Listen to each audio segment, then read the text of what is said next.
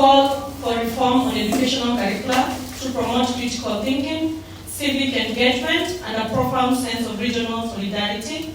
Education must be transformed to prepare young people not just for work, but to lead with vision and integrity. Article 5, digital literacy and counter disinformation. To urge the EAC to invest in comprehensive digital literacy and counter disinformation campaigns to secure our information environment.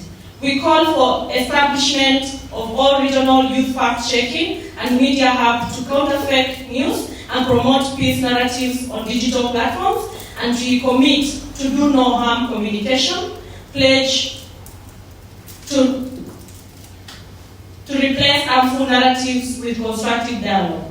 Article 6, refugee protection as a peace imperative. To call for a fundamental shift from dependency models for those of self-reliance and food sovereignty for refugees, drawing inspiration from other nations' success stories, such as allocating farmland to refugees. The EAC Secretariat and partner states must jointly advocate for predictable finance and biometric registrations to ensure fair and accurate resource allocation.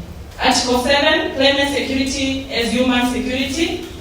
To recognize that climate shocks and forced mobility are critical drivers of new conflict and displacement across our region.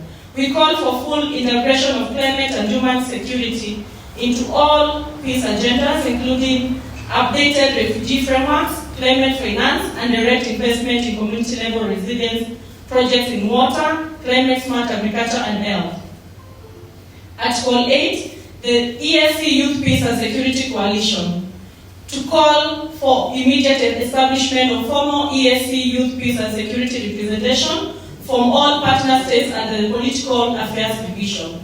This coalition must be equipped with a clear governance framework, produce annual reports, and have direct engagement channels with EAC and AU peace and security structures.